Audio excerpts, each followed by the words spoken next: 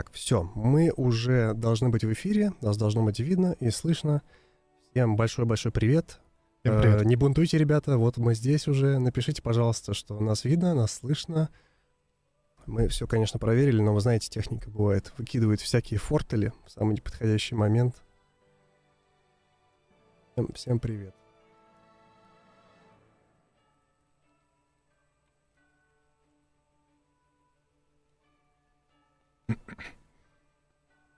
Так, говорят, что все, нас видно, нас слышно, отлично, все, ребята, большой привет вам всем, спасибо, что пришли, что уделили время, Слава, большое спасибо, что пришел. С нами сегодня Вячеслав Буланников, руководитель проекта War Thunder. Там я уже здоровался. Ну, еще раз, да, всем привет в чате. И кто нас смотрит на других платформах. Как вас много. Ну что, давай, наверное, начнем с такой... с андердога, которого не все на самом деле заметили. Давайте немного просто скажем, что, во-первых, да, наше обновление, финальное обновление этого года называется «Превосходство господства в воздухе». Будет много всего в нем. Не вся техника, которая, то есть в ней будет не только то, что мы покажем сегодня, то, что будет в ближайшее время на сервере. Какую-то технику еще находится в работе, мы ее пока не готовы показать. Она еще будет добавляться. Вот. Поэтому, но даже сегодня, я думаю, покажем много всякого интересного. Часть из этого засветили в трейлере, часть не засветили. Это будет, соответственно, покажем прямо сейчас. Расскажем. Ну, давайте начинать. Да, можем первое, начинать. да, вот такая вот, ну, визуально, по крайней мере, мне очень нравится. Визуально очень приятная машина. Такой универсальный грузовик, который использовался французами, и не только французами, в самых разных вариантах, и в гражданских, и в военных. Но вот это вариант со спаркой 20-миллиметровых пушек. Такая не очень высокоранговая зенитка. Покажем припасы доступные. Пушка «Эрликон» пробивает порядка 60 миллиметров упор. Из интересного, конечно, такая двойная кабина. Значит, довольно много экипажа, расчетов, который может заменять выбывших членов. Давайте сходим в пробный выезд. Я уже представляю, как будут игроки использовать. Скорее всего, будут задом из-за угла выезжать, и у тебя будут выбивать, соответственно, в том числе наводчика, и они будут из кабины залезать. Вот есть, кстати, тут мы сразу и вторую новинку покажем. Сейчас не отображается почему-то один баг, но вообще здесь в бортах машины находится дополнительный боекомплект вот в этой платформе. Поэтому это может быть не работать. Прямо под наводчиком могут попасть. Ну, да, видите, большая довольно платформа, и тут есть варианты, где различные оборудование можно разложить и боекомплект. Да, извините, я после болезни никак не восстановился, поэтому буду кашлять сегодня. Прошу прощения. Так, стандартная вот эта 20-ка, она уже, по-моему, у нас есть на какой-то технике. Такая более модерновая, с приводами, с прицелами, с здоровым французским наводчиком. И еще одна вещь, которая сразу видно, это новая локация, обновленная локация пробного выезда. Есть некоторые новые технологии, новые способы улучшения детализации, которые мы хотели бы хранить в дальнейшем на другие локации, улучшать их, делать их в новом теке. Ну, вот это вот первая ласточка, которая, насколько я думаю, пробный выезд используется почти всеми. Почти все его видят в игре. Вот, начали с нее. Соответственно, если понравится, оценит положительно, будем продолжать в этом же ключе уже с другими локациями. Довольно шустрая машинка, так, по ощущениям.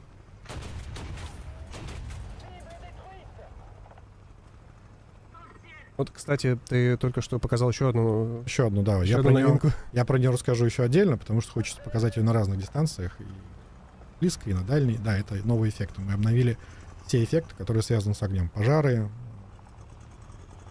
техники, там маленькие, большие, пожары боекомплекта, топливные и так далее, так далее. Вот все обновлено.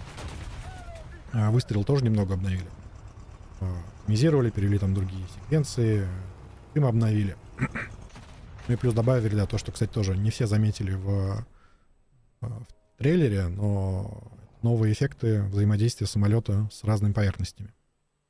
Вот. Но это была такая у нас для затравки мы показали. Я думаю, что дальше можем что-то более тяжелой артиллерии переходить или давай, что-то еще, быть, мы расскажем про какие-то еще вещи. У нас столько классных новинок, как наземных, так и воздушных. Может быть, давай через одного чередовать? Авиация, наземка. И вот сейчас как раз перейдем к «Миражу». Давайте, да, поговорим про тоже одну из новых суперзвезд этого обновления. Такой самолет, как Мираж 4000 или Супер Мираж 4000, по-разному он назывался. Прототип тяжелого двухмоторного истребителя. Такой аналог Су-27 и F-15 от французов, который довольно долго испытывался, совершил довольно много вылетов, но в итоге не пошел в массовое производство. Ну а вместо него потом уже с использованием его наработок уже получился уже Рафаль, новый истребитель, который сейчас основа французских военно-воздушных сил. Что из себя представляет? Ну, можно сказать, что это такой увеличенный Мираж, тоже, потому что тоже дельтовидное крыло, но уже два двигателя, а не один. Очень большое крыло, очень большой площади, 11 точек подвески, насколько я помню. Да, вот у меня сейчас вариант, в котором забиты все точки подвески. Управляемое оружие воздух-воздух, воздух-земля, контейнер подвесной, большое количество средств противодействия. И ЛТХ, в общем-то, насколько мне наша команда Flight моделей говорила, что ЛТХ сравнимы с F-15 Су-27. В чем-то даже лучше, потому что такое огромное крыло дает очень маленькую удельную нагрузку на крыло, а значит, позволяет иметь очень хорошие характеристики на экстремальных режимах полета, когда низкая скорость, то есть низкая скорость сваливания, лучше маневр на низких скоростях.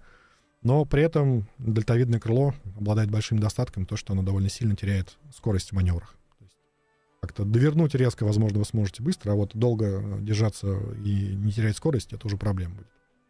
Какое воздух-воздух вооружение? Воздух-воздух, да, что планируется. Видно, да, то есть Magic 2, Matter 530F, ну, стандартное вооружение для топовых французских истребителей. Ну, Magic 2 ракеты очень неплохие, наверное, не самые лучшие. 530 такие среднячки. После АМ-7М или 27Р, конечно, не послабее, но тоже неплохие ракеты. При этом я смотрю, и штурмовик из него собрать можно неплохой. Да, огромное количество точек подвески именно под оружие воздух-земля. То есть давайте мы сейчас поменяем. Так вот сделаем. Да? 6 2000-фунтовых бомб, например. Настройки пилонов не финальные. Насколько я понимаю, мы планируем добавить еще на центральный пилон минимум одну ракету вот сюда, средней дальности. На разных изображениях точек подвески его изображаются до 4 ракет воздух-воздух средней дальности. Но при этом они рисуются так, что они одна за другой здесь расположены. А это проблема, поскольку 530-е матры, они стартуют с рельсовых направляющих, то есть они не падают и улетают, они как с рельса вперед летают. Поэтому если поместить ракету одну за одной, то задняя ракета, понятно, попадет в переднюю, а передняя при старте будет жечь заднюю. Поэтому две ракеты, разместить. Возможно, планировали разместить какие-то другие ракеты в будущем здесь, средней дальности, которые будут на катапультных установках отстреливаться вниз и стрелять, и это не будет мешать. Но вот те, которые какие есть, мы сейчас не можем туда поместить. Но вот одну, возможно, поместим. Да, дополнительно тогда у самолета будет там 3 ракеты средней дальности и 4 ракеты ближней дальности. Ну и плюс еще отдельные пилоны под ЛТЦ, то есть всего 96 штук ЛТЦ получается вот именно в таком варианте, причем крупного калибра. Ну, давайте пробный вылет. Пойдем. Ребят, скоро покажем то, что вы все просите, не переживайте. Ну, каждый, видимо, чего-то особого ждет, да, своего? Тут на самом деле большая группа фанатов конкретной одной техники, одного танка, даю тебе подсказку. Да, тоже механизация пока еще не финальная, не пугайтесь. То, что как кабина так закрывается, понятно, что еще. Все кокпиты у нас в работе, возможно, что-то попадет в процессе пендева, что-то уже в релизе, но пойдет. Очень мощные двигатели. Мы выбрали, там их было несколько вариантов, мы выбрали наиболее мощный вариант. И в целом именно ЛТХ по скорости, по скороподъемности, я так понимаю, что оно сравнимо с F-15 и Су-27. Ну и, в общем, самолет получается такой их аналог в чем-то.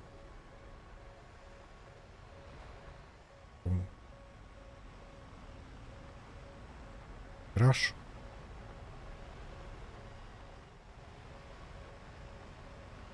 Ну да, скорость мы слили довольно быстро, но закидывать нос он тоже очень.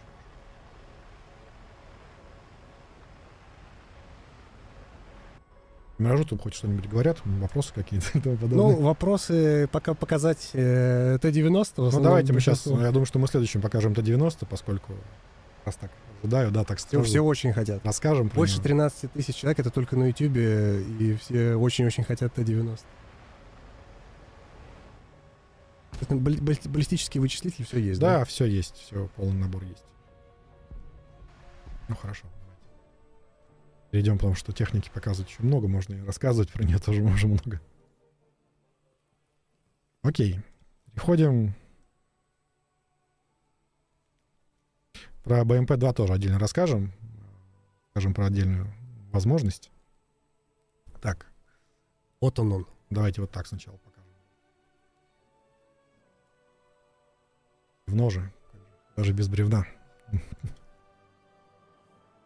Так, что можно рассказать? Ну, фактически, это такой улучшенный Т-90, ну, собственно, это и в ее названии прослеживается модернизированный, то есть по всем основным параметрам, которые можно было. Новая сварная башня.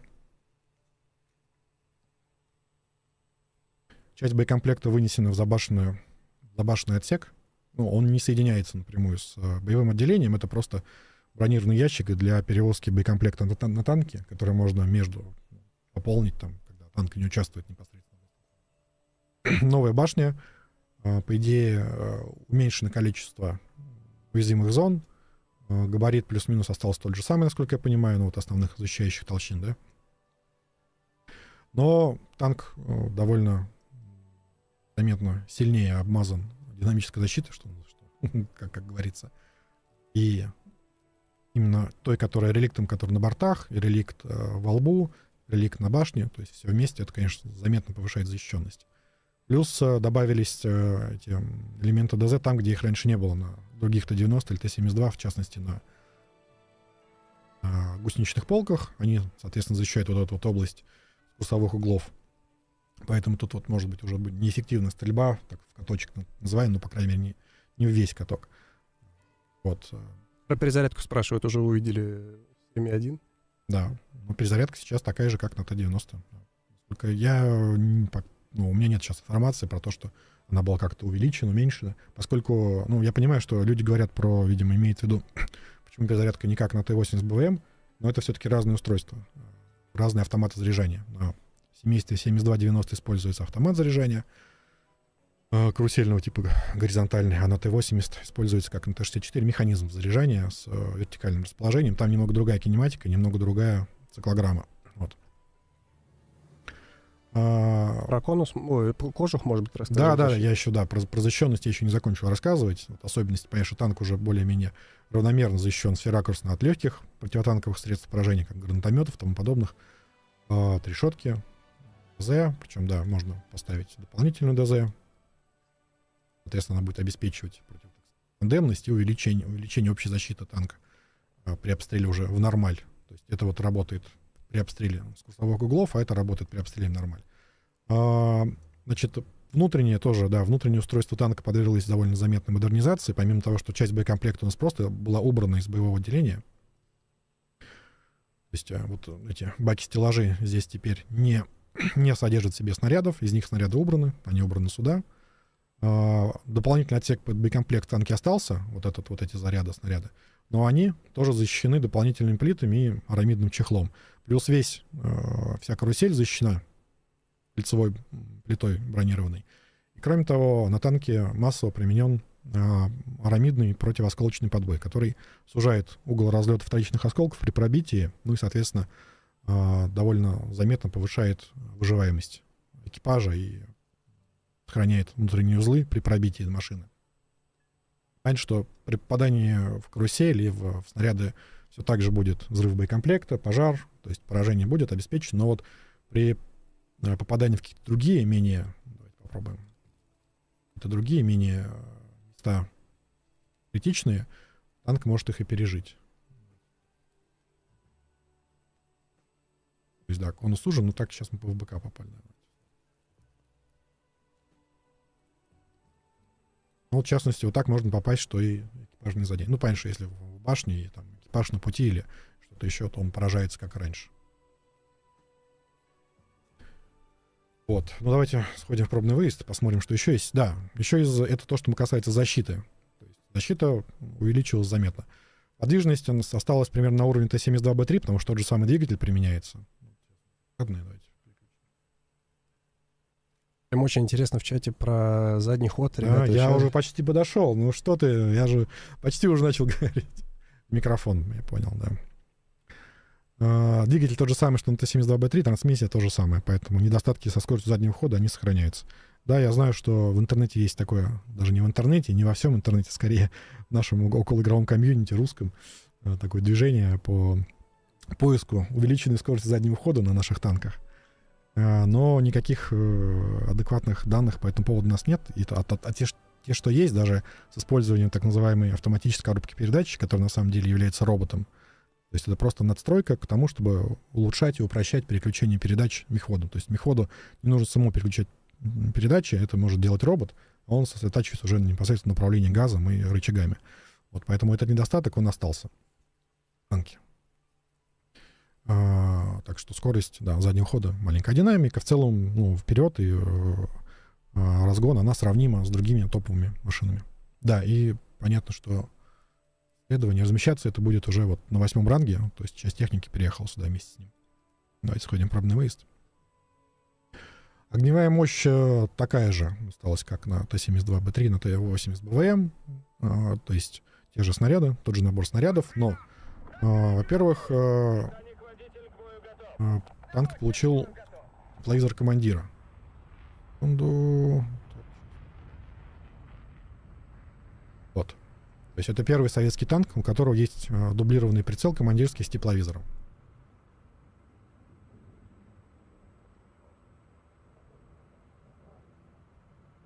Скажи кнопку 4 на мышке на этой.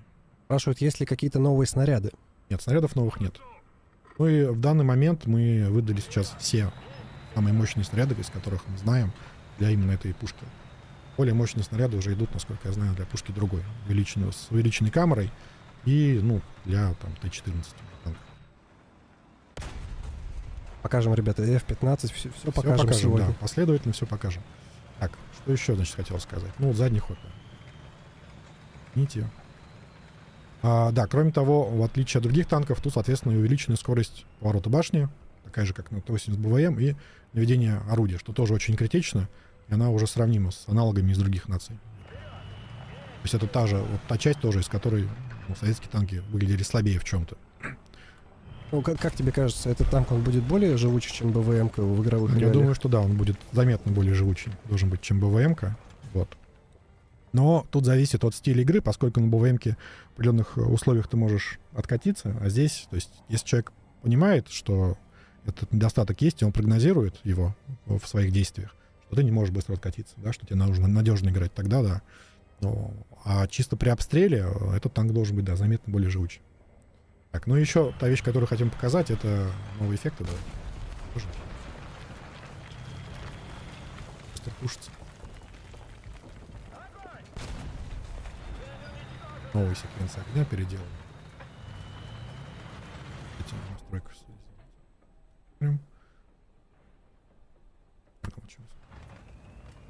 Вот такие красивые новые пожары. Они также будут и на небольших пожарах, когда танк, ну, то есть тут много эффектов одновременно играется. И общий большой, и отдельные, и маленькие. И на кораблях появятся тоже новые эффекты пожаров. Про пулемет спрашивают. Да, пулемет. 2 пулемета. Первый спаренный, ну, рядом с пушкой, понятно. Да, и второй это 12,7 уже вот в прицеле командира, который порт.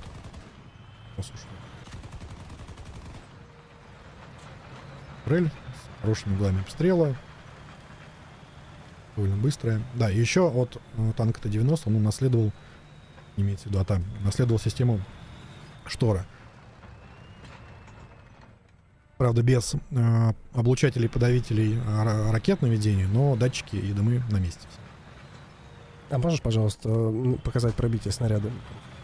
Пробитие снаряда, ну вот этот снаряд есть в игре, 3БМ-60. Фактически у нас остается один снаряд для этой пушки, 3БМ-59, это свинец 2, свинец 1, я уж не помню, кто из них, да? Но, в общем, точно такой же, только урановый. Он будет обладать, возможно, незначительно большим пробитием, там, процентов.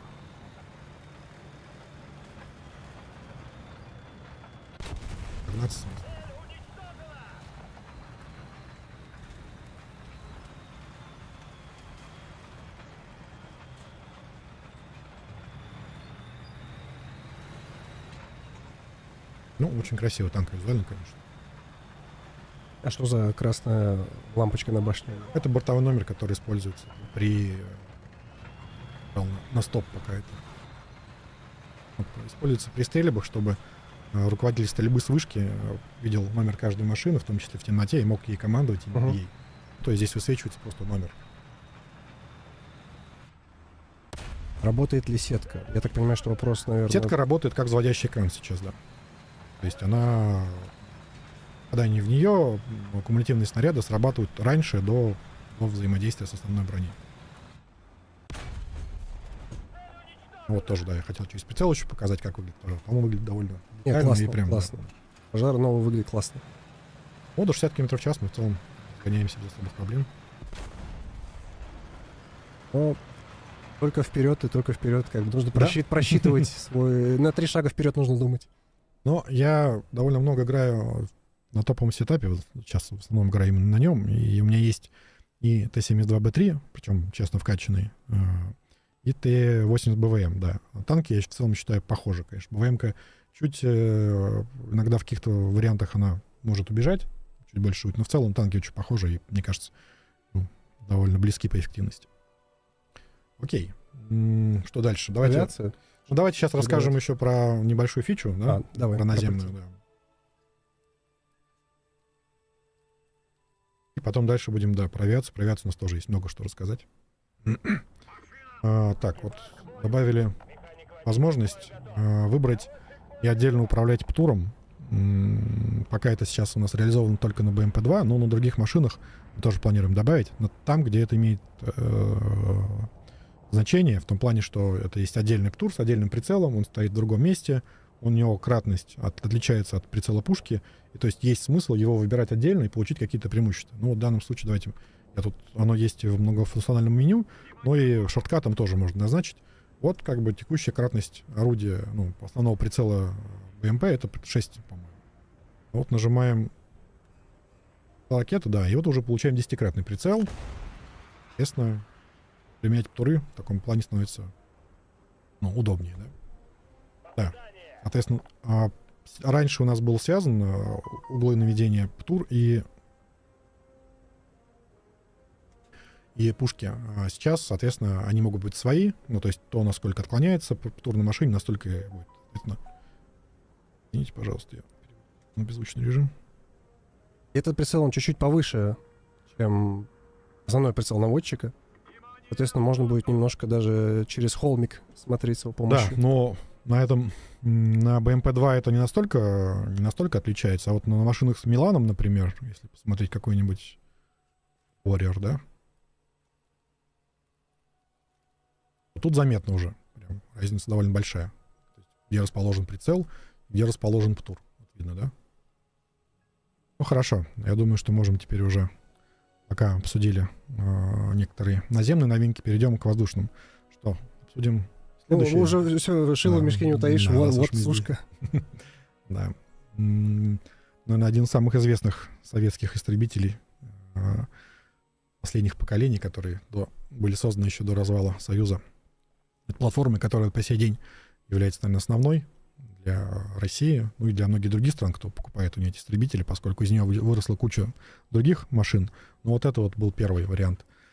127, или S, или P, в данном случае, наверное, S, потому что несет, кроме вооружения воздух-воздух и воздух-поверхность. Сейчас покажем его. То есть тяжелый истребитель создавался тогда же, когда создавался МиГ-29. МиГ-29 рассчитывал быть более дешевым, более простым, фронтовой. Этот более тяжелый, как и перехватчик, и для покрытия большего радиуса действия. Вот. И, соответственно, и более дорогой в том числе. Поэтому несет всего больше топлива, радар более мощный, больше ракет, заметно больше ракет. Это, как, конечно, самый стандартный набор, да, это 4 ракеты под фюзеляжем и 6 ракет под крыльями. Причем, давайте сразу покажу, что куда можно вешать. Не все везде можно вешать. То есть на внешние пилоны, соответственно, только ракеты ближнего радиуса, либо бомбы маленькие. На средний пилон можно повесить почти все. И на внутренние пилоны только R-ракеты можно вешать, но не Т. Им очень интересно, в какой ветке находится. Ну, в какой ветке он может находиться? Покажем.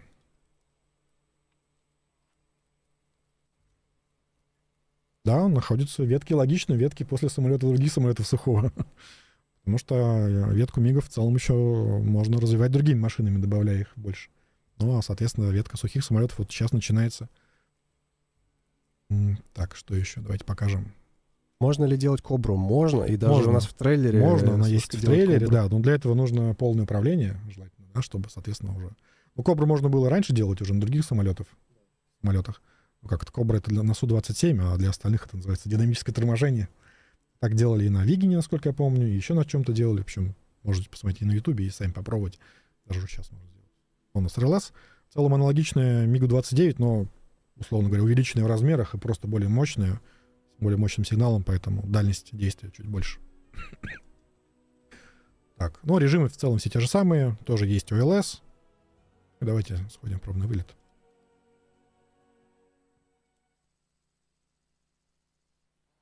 Да, почти 100 ЛТЦ. Тоже неплохо очень для современного, для реалий топ-тира, когда тебе нужно прям обороняться против ракет. Да, кокпитов пока нет, но мы работаем, и либо появится на OpenDev в одном из итераций, либо уже в релизе. Отдельный звук записали для него, двигателей, характерно, как и для F-15 тоже.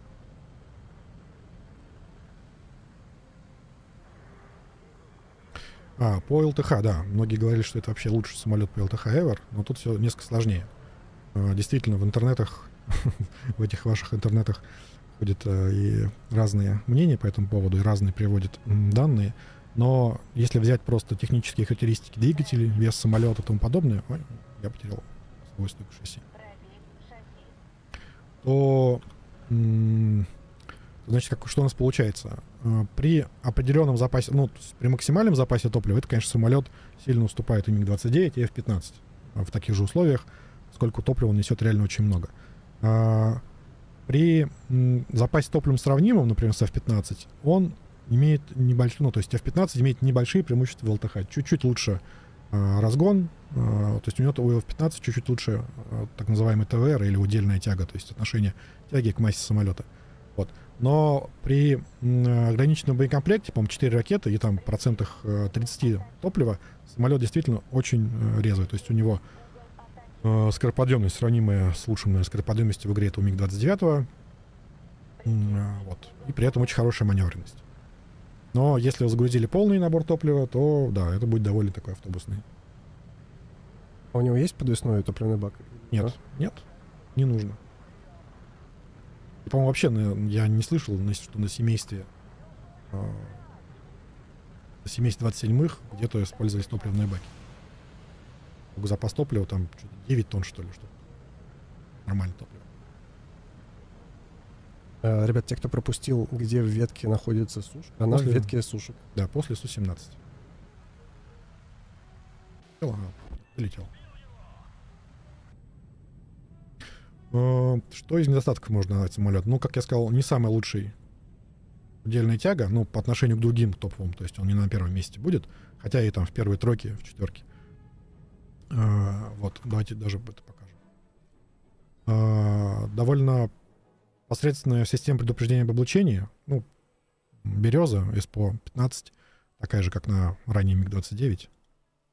Мы сейчас берем.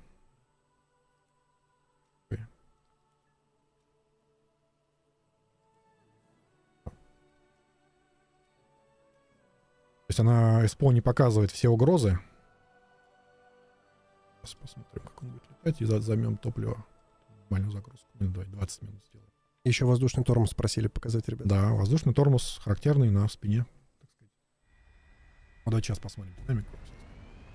То есть у СПО послабее, чем у лучших самолетов топового ранга. И недостаток, нету управляемого вооружения для работы по наземным целям. Но зато в ассортименте присутствует неуправляемое вооружение. Бомбы, ракеты, там тяжелые.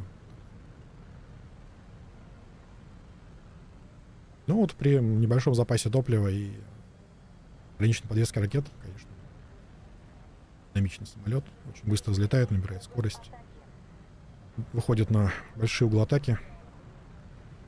Ну, это, конечно, то, что сильно помогает в ближнем бою, это шлемка. Шлемная система целеуказания. Как раз то, чего нету, не будет пока у версии F15, которую мы добавим. Они на них появились уже заметно позднее. Тормоз, пожалуйста, если. И поворот, да, и тормоз. Ничего себе. Мне кажется, один из самых больших воздушных тормозов вообще на самолетах. Это на F15 примерно такой же.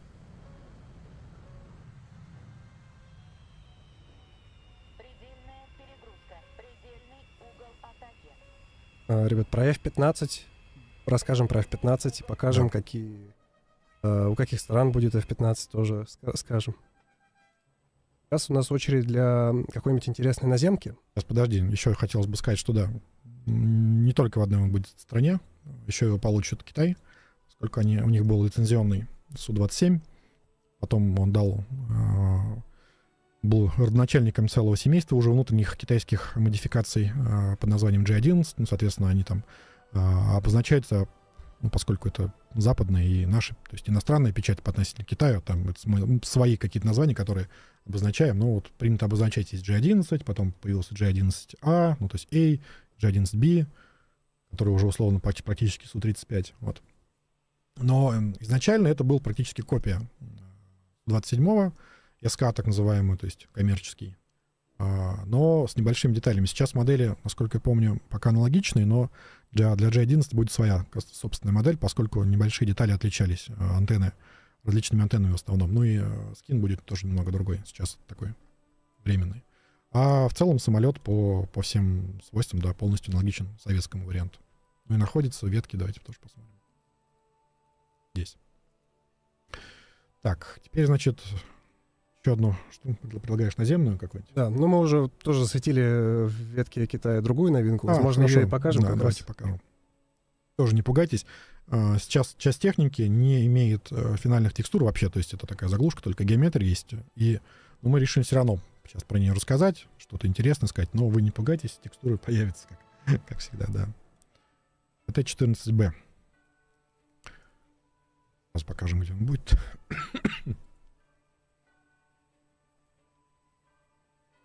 То есть это такой экспортный современный китайский УБТ, который является развитием МБТ-2000, но еще его также встречается под названием МБТ-3000. Отличается от, так сказать, танков, которые для себя делаются, которые ЗТЗ называется обычно у них. Ну, то есть немного другой узел переднего брони, немного другая башня. Но что есть из интересных особенностей? Во-первых, это, насколько я помню, первый КАЗ, который у нас есть в ветке Китая и доступен в на линейном машине, не помню. Вроде бы, да, будет первый. Покажу.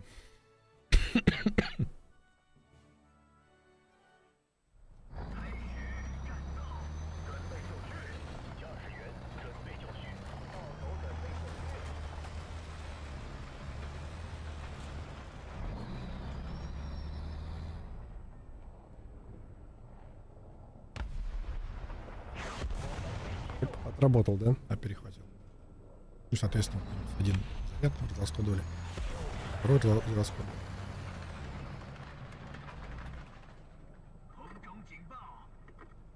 Можешь ли ты, получается, 4 ура, которые тебе ровно в лоб летят? Да, у них, насколько я понимаю, зона перекрывается. Угу. Да, тут со скоростью заднего хода все неплохо.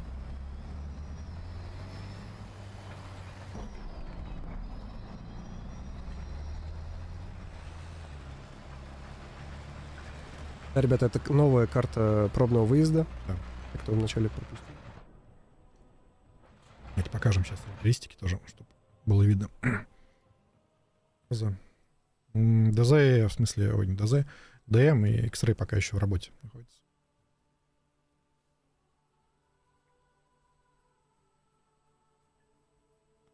То есть может работать и по подкалиберным снарядам на излете, которые уже теряли какую-то скорость. 50 400 метров в секунду. Должна быть тоже очень интересная машина. В чате все очень-очень хотят F-15. Покажем? Да, конечно, давайте перейдем к F-15. Вот этот красавец, Eagle. Так, давайте сразу покажем, где он будет находиться. Будет находиться после фандомов. Ну и оружие и модули, которые доступны.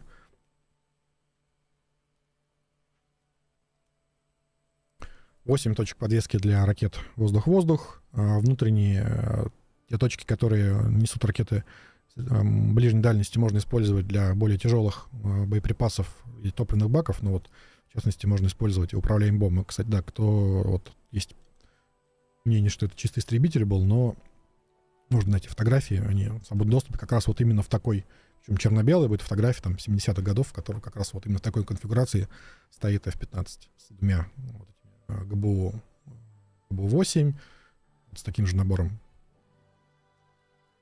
Им интересны нации, у которых будет F-15. Да, сейчас расскажу тоже подробнее. РЛС.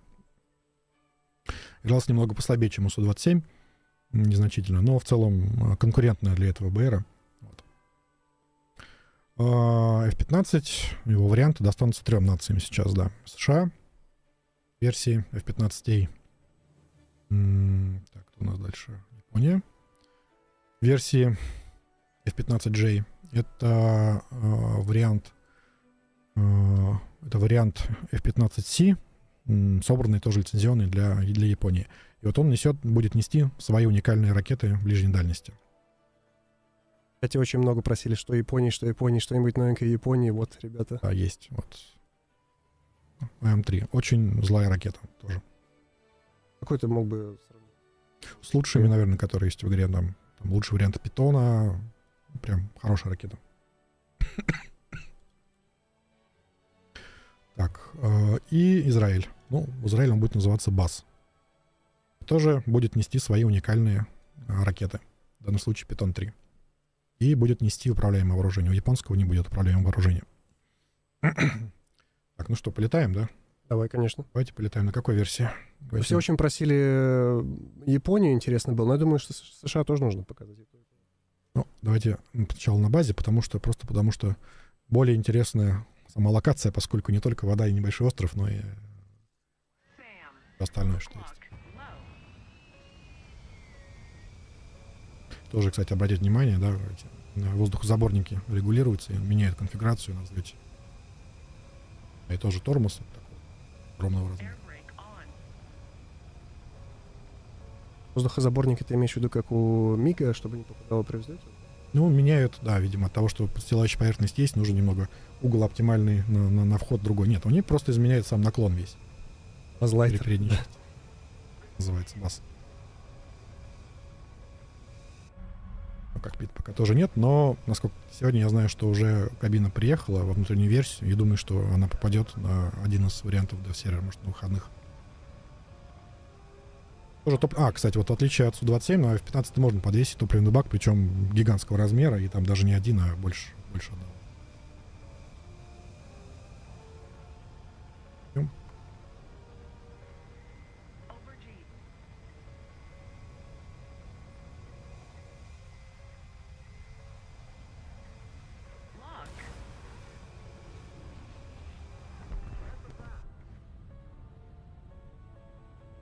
Ну, ракета хорошо довернула. Да, но это еще не лучше. То есть я тоже настолько хорошо довернул, что можно крылья обломать. Но я тут кнопку жала, то есть я не мышкой тянул, а кнопку жал. Еще раз. Ну или давайте слетаем теперь на американском. Вот видишь, они тут. Анимация сработала, вернулся. Спрашивают, почему он похож на МиГ-31, но я не уверен, что это к нам, конечно, вопрос. Но учитывая, что F-15 появился раньше, чем МиГ-31, то странно, кто на кого там будет похож. Но после МиГ-25. У Израиля какая версия F-15? А вот только что как раз... Тоже версия A. БАС — это версия A. Ну, да, с возможностью применения вот управляемого оружия, такого ТВ-бомб.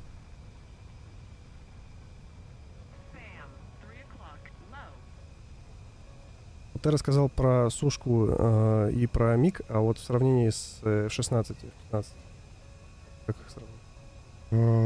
У них сравнимые летные характеристики, но вот опять же, все отмасштабировано. Ну, с лучшими вариантами сами. То есть, да, то есть это одна из самых лучших в игре, или если не самая лучшая удельная тяга. Ну, там, наверное, с Мигом, видимо, конкурирует. Но, опять же, при среднем запасе топлива, там, при 5 тоннах, по-моему. Скорость, скороподъемность сравним, там, за 300 метров в секунду. То есть прям высокая, да. Именно по ЛТХ самолет очень хорош. Ребята, у Германии тоже будут новинки, не переживайте. Да, мы сейчас покажем, я думаю, сейчас как раз в Германии перейдем. Германия будет минимум наземная новинка, возможно, еще и авиационная. Очень красивый самолет, конечно. Как и все, наверное, истребители 4-го поколения. Страшных самолетов уже нету. Да, большое количество ЛТЦ, прям много. Тоже, кстати, плюс относительно, ну, то есть их сильно больше, чем на Су-27, там, 3 раза. Так, хорошо, давайте говорим дальше о чем-то, о других новиночках. Сколько еще много довольно осталось, а время у нас уже ближе. Как раз Германию ты говорил. Да. Можем показать наземку. Германию, и хотелось бы еще про одну фичу рассказать. Даже про две. Давайте Германию. Тоже не пугайтесь. Танк пока не обладает финальными текстурами. Да, 2.7 для Германии. И основные отличия. Первое — это то, что танк получил бронезащиту, вот этого дополнительную броню на основной, на корпус, на переднюю часть корпуса, такую же, как на шведских леопардах. Сначала шведы себе сделали, потом уже только немцы решили тоже себе это решение перенести. Кроме того, тепловизор лучшего качества.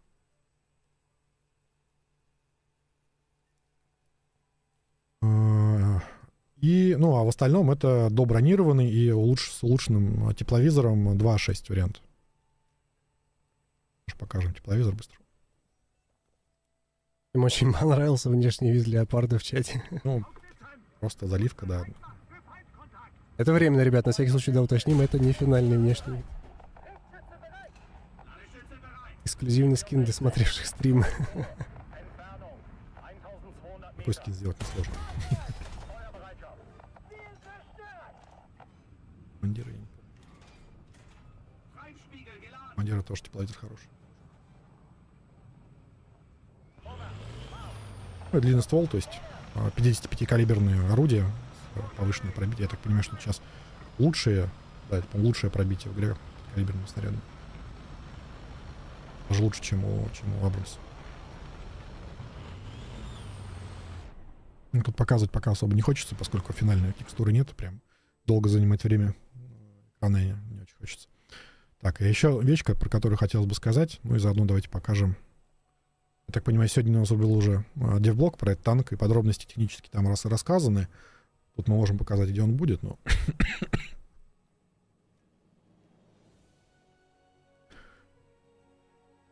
Challenger 3, то есть что тут новое? Новое орудие, соответственно, новый набор боеприпасов, новая электроника, опять же, новые прицелы и тому подобное. А пока... Так, есть у меня универсальные дублеры. Давайте сейчас покажем. Реалистичный бой. Еще один вопрос про Леопард, если позволишь. Он будет после ПСО или после... Тут нельзя сейчас сходить пока, потому что все заняты. Давайте мы можем в полигоне показать. В полигоне дублер... в общем, то, про что я хотел сказать, теперь возможность будет активировать в бою универсальные дублеры. Вот вы забыли, у вас есть дублеры, но вы забыли на технику их активировать. Но они у вас есть. И прямо в бою, сейчас вы такое просто смотрите, все, второй раз выехать нельзя. А теперь можно будет их активировать и пойти второй раз на танки, если у вас есть дублеры, то есть они куплены, либо есть универсальные дублеры. Напомню вопрос еще раз. Про Леопард, он будет после ПСО или после... Ветки просит показать. Да, после ПСО, конечно. У него лучше орудие, лучше броня не хуже, поэтому цело лучше. Так, что еще хотелось показать? Швецию, да, конечно же, у нас еще есть один. Комплекты наземки и авиация интересный. Да, тут тоже у нас сразу две новинки. И новый Леопард 22B+. Отличается, более развитой защитой бортовой проекции. Второго экрана, которые и борта башни, и борта корпуса лучше защищают. И новый истребитель 4-го поколения. Долгожданный, я бы сказал, многими. JS-39 Gripen. Мотор. РЛС пока не смотрите, не готово, не настроено еще, в процессе настройки находится. Что про него можно сказать? Давайте сразу вот тут оружие видно. Да, мы планируем этот самолет в 2 версиях. Первая будет 39A, она будет в шведской ветке, и вторая, поскольку самолет широко поставлялся на экспорт, и его несколько стран приобрело, в том числе ЮАР. Ну, а техника ЮАР у нас в британской ветке есть, и Британия должна получить будет в этом обновлении 39, вариант 39C, ЮАРовский. Ничего себе, вот это неожиданно. Да. Что здесь можно сказать? 6 точек подвески под оружие. Воздух, земля. Вот тут под бомбой есть пилоны, которые на несколько бомб. Универсал.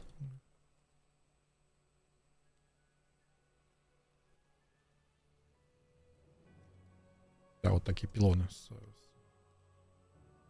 на много бомб. Еще что тут есть? Огромное просто количество ЛТЦ, которые можно подвесить за счет специальных пилонов, в которых они встроены. Неплохой радар.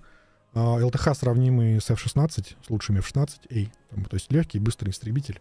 Но, опять же, треугольное крыло быстро теряет скорость на маневрах, но хорошая, отличная динамика. Давайте слетаем.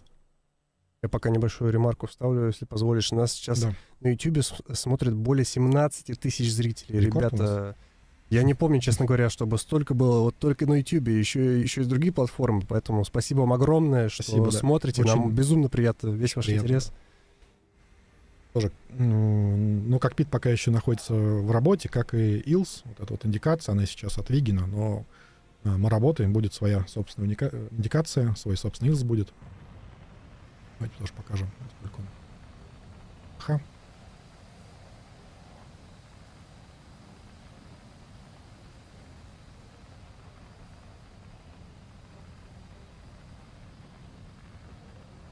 Сразу прям.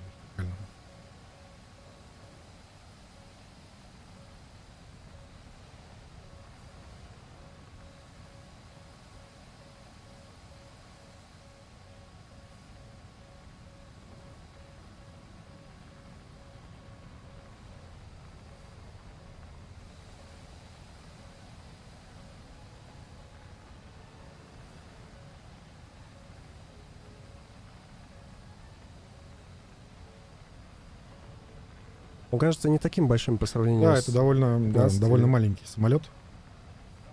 Соответственно, меньше точек подвески, чуть меньше топлива.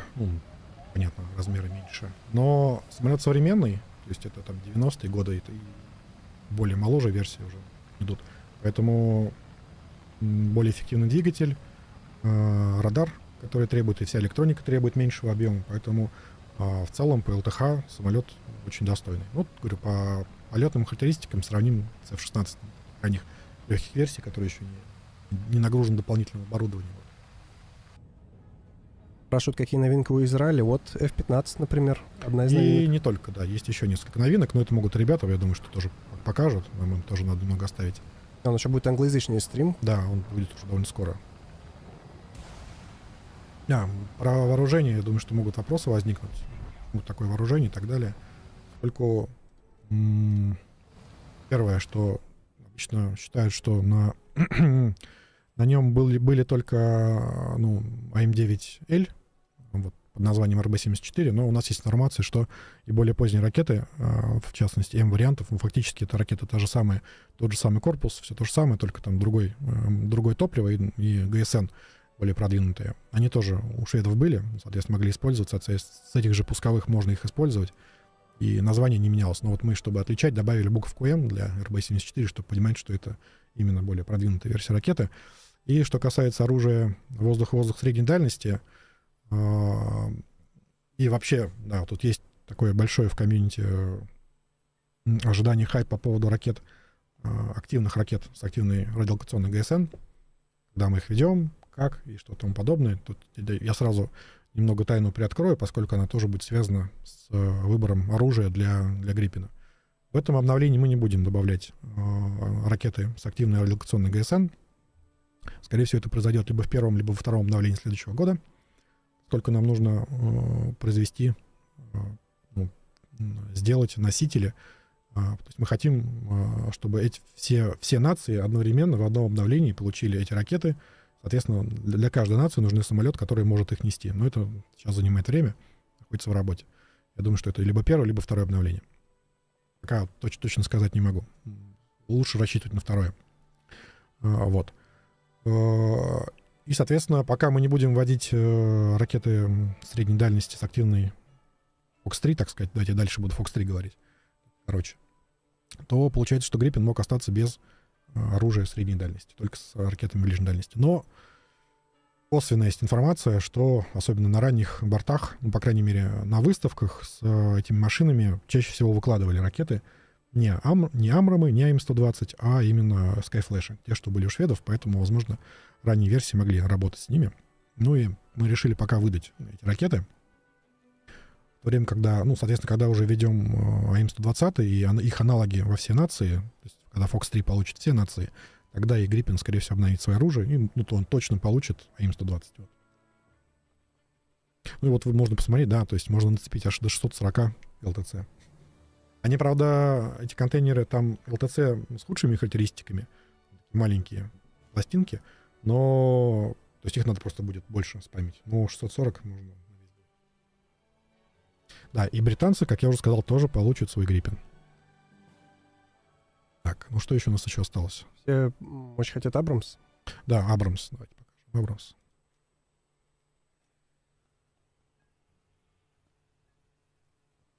Абрамс СЕП В2. Дополнительное ДЗ. Вот это вот.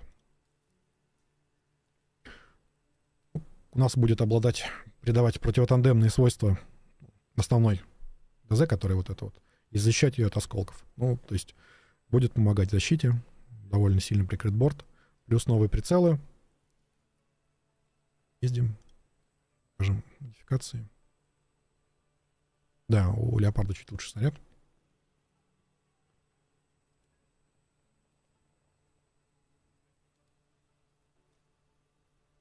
Много вопросов, когда будет сервер открыт.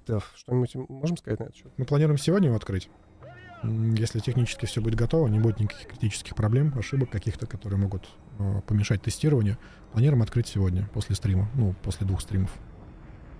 И планируем, что он будет несколько дней и получать обновления все эти дни. Вот, поэтому идите, тестируйте, оставляйте отзывы, нам очень интересно.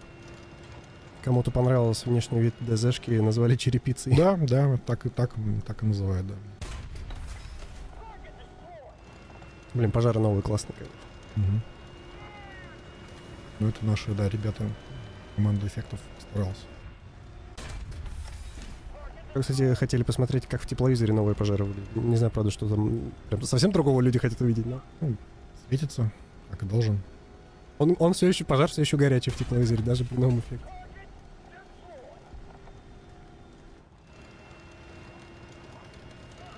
Тоже, кстати, у него дистанционно управляемая турель с пулеметом.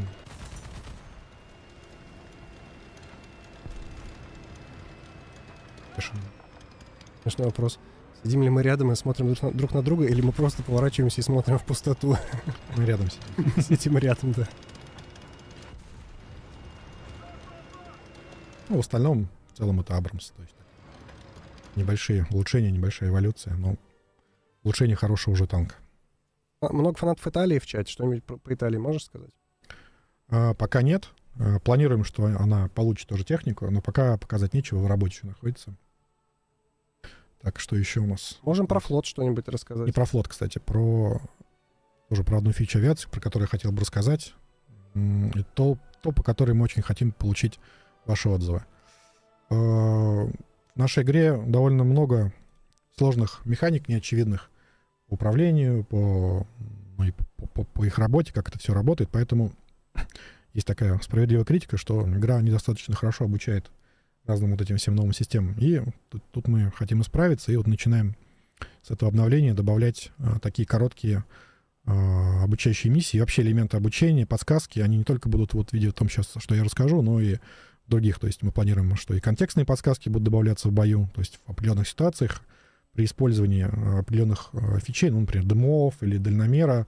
Если человек им никогда не пользовался, мы будем рассказывать и говорить, что там можно использовать, нажми такую-то кнопку, ну и, соответственно, получишь такой-то результат. А что касается тестовых испытательных миссий, сейчас они у меня не подсвечены, но здесь будет такая иконка нового кружочка с восклицательным знаком, так называемый Unseen Icon, вот, в котором вы увидите технику, на которой такие миссии есть доступны, ну и, соответственно, можно перейти, то есть они прямо вот здесь будут. Вот для примера давайте покажем прямо над оружием, которое можно испытать, над ним будет такая вот переход в такой миссии. Она короткая, очень простая, кратко написано, что происходит, какие кнопки нужно нажать. Вот нажимаем пробел, продолжается, да. Нажимаем кнопку для активации. Дальше он говорит, что нужно навести. Наводим. Нажмите кнопку для пуска. Подобные миссии будут и для других типов оружия. То есть мы планируем в мажор минимум 4 таких. Для ракет, для радарных ракет, для ракет, для кое-какого оружия воздух-земля. Тоже сейчас давайте покажем. Пример на примере. В примере Фантома. Вот такая же будет иконка.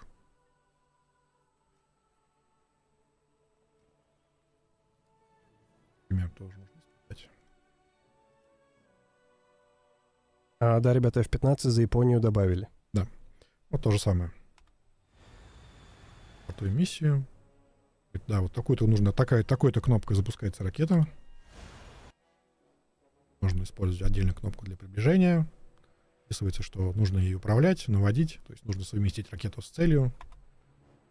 Кнопки для тангажа, для курса. Соответственно,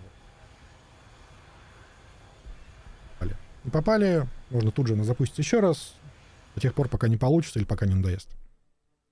Также планируем, что вот все эти короткие миссии появятся и в курсе обучения, там, где сейчас есть обучающие миссии, что их можно будет не только из техники, но и просто там же посмотреть. Миссия в технике, она тем отличается, что она использует именно ту машину, которую вы испытываете. То есть миссии будут разные, а носитель будет тот, на котором вы проверяете. А в курсе обучения, скорее всего, будут они просто отдельно, с одним стандартным самолетом, и тому подобное, или по танкам. Для танков тоже подобное планируем. Вот. На консолях тоже, да, такое будет? А это везде, да. Ну, игра не разделяет в этом плане. Ну, тут это из чата вопрос. Да. И смотри, а вот это от меня уже вопрос. Если, например, какая-то из функций на консоли, она забиндена на многофункциональное меню. В любом случае будет, если она важна, и мы считаем, что ей надо учить, и она важна для геймплея, она будет назначена в стандартных настройках. Если нет, это ошибка, и, если можете смело репортить. Про флот люди пишут. Да, про флот. Про флот пока не так много кораблей, тоже много в работе. И будут добавлены уже позднее, но я думаю, что тоже несколько кораблей попадет уже в ходе OpenDev. Раноки уже у нас был девлог про него. Я думаю, что тут подробности можно почитать. Легкий крейсер с большим количеством скорострельной 6-дюймовой артиллерии. И броню. Еще из того, что успели добавить Орион. Дредноут. Давайте покажем тоже, где он будет. Здесь он будет располагаться. У нас получается 13-дюймовой артиллерии. 13, даже 343. Больше, чем 13 дюймов. И еще готов у нас французский. Да, причем премиумный линкор. Тоже дредноут. 305, 6 орудий. Устрашающий калибр, конечно, ничего не скажешь. Ой, 10 орудий, конечно. Давайте вот на нем сходим в пробный выезд. Что-нибудь даже потрагичнее. Да, ощетинился стволами во все стороны.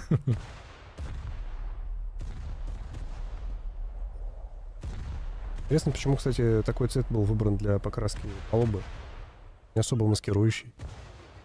Ну, это корабль еще дредноутной эпохи. Тогда наблюдение с воздухом не особо было развито.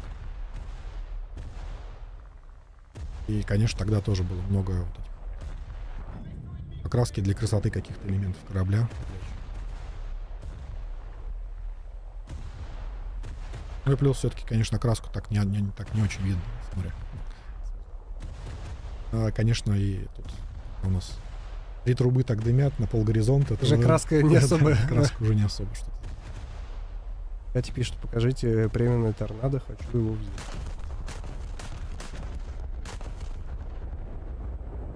Я думаю, что за торнадо уже... Оставим Да. нашим коллегам. Говорю, что Ребята, мы уже приходите, пожалуйста, поддержите наших англоязычных коллег. У них будет стрим в ближайший час после того, как мы закончим. Оставим им тоже эксклюзивов. Да.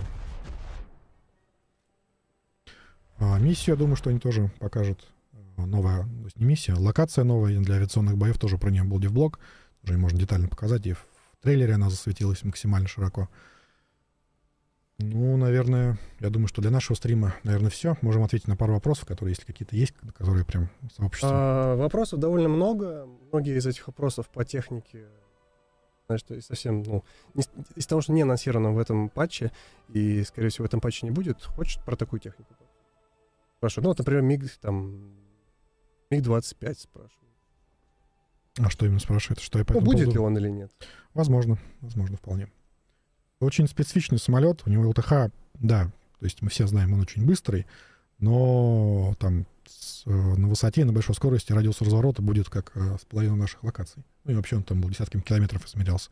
Но есть интересные версии, которые, да, действительно могут быть в игру добавлены. Мы, конечно, не будем, я никогда не скажу, что, то есть раскрывать планы, когда мы МиГ-25 добавим ли, не скажу, но этот самолет, да, возможен. Знаешь, на одном из стримов мне понравилось, как ты ответил когда-то, что однажды мы все добавим. Да, как-то так. Вот. Если добавим все, если придумаем для него геймплей. Потому что так можно сказать, и то, что для чего пока геймплей придумать не можем, и что интересно сделать, это пока это не будем добавлять. Да, СПО Гриппен — это затычка. Да, и радар, и СПО, там затычка пока все. Прямо сейчас ребята колдуют над ними, чтобы... Что-нибудь про вертолеты можешь сказать? Про это пока ничего не скажу. Пока нету ничего нового. Спрашивают про большие корабли. Вопрос есть про Ямато, про Тирпиц. Да, будут. Когда-нибудь будут.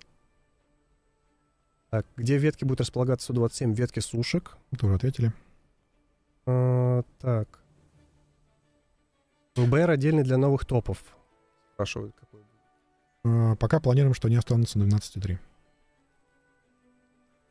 Поскольку ЛТХ, их ЛТХ не превосходит ЛТХ лучших самолетов, которые сейчас уже есть на этом БРе, то есть они просто такие увеличенные варианты их. То есть чуть больше ракет, или больше ракет, не чуть, больше топлива, но пока нам не кажется, что нужен БР. Возможно, статистика скажет, что нужен, тогда будем добавлять. Но пока планируем, что на релизе это будет 12,3. Человек пишет, что им понравились подводные лодки в ивенте, и будут ли они в будущем. Сложно пока сказать, размышляем об этом еще. Да, спасибо, реакция нас очень порадовала, конечно. Очень много внимания к этому ивенту было. Долго старались, долго делали, да. Ребята очень рады, что понравилось. Можешь, пожалуйста, пока мы отвечаем на вопросы, челленджер просит включить, чтобы поразглядывать карточку его? Карточку пока, я думаю, что рано разглядывать. То есть она может быть тоже. Того, что есть, все более-менее важные вещи мы вроде как описали. То есть двигатель более мощный, орудие. Ну и, кстати, боекомплект, скорее всего, будет только в башне. Поскольку на челленджерах обычных вот эти части используются под боекомплект, но там, как мы знаем, заряды и снаряды отдельно. И уместить большой длинный унитар там не очень хорошо получится. Но в целом все равно из этих укладок у Леопарда скорострельность очень низкая, и основной боекомплект он весь в башне располагается. Про AGM-114L спрашивают. Ракеты. Планы. Пока нет. Проблема ее, что она как раз обладает всеми преимуществами ракеты выпустил, забыл, но не обладает их текущими недостатками. То есть она будет видеть сквозь дымы. Пока не очень хотим такое оружие добавлять. Как и оружие, которое, так называемое, с управлением, когда человек в петле управления находится. Как спайк с теленаведением, когда ты непосредственно видишь, куда ракета летит, и ее наводишь. или как какое-нибудь изделие 305 для там Ми-28 тоже. Пока таких планов нет. То есть, просто баланс тоже важен для нас. Там еще заметили тип 99 у японцев, но я думаю, Я что тоже да, оставим. да. Тоже оставим. Да, Вот интересная такой. машина, про нее расскажут наши коллеги. Я думаю, что на такой замечательной ноте мы будем заканчивать сегодняшний стрим. Большое вам, ребята, спасибо, что пришли. У вас было сегодня очень много, нам очень приятно. Спасибо, что смотрите, играете. Такой интерес к War Thunder. Слава, тебе спасибо, что пришел. Спасибо вам. Да, и на этом мы будем с вами прощаться. Не забудьте, что DevStream. Мы можем уже однозначно сказать, что он сегодня, или еще пока не до конца? Мы очень планируем, что сегодня будет, да. Большая вероятность, что сегодня, ребята, так что держите нос по ветру. И играйте Чем в War Thunder. довольно скоро, я думаю. Да, играйте в War Thunder. Всем пока. Пока. Небольшая неловкая пауза, пока мы все выключаем, но мы все сделаем вид, что ее нет на самом деле. Знаешь, как в новостях, когда камера отъезжает, а ведущий продолжает там... Типа между собой какие-то бытовые такие темы, знаешь, обсуждать.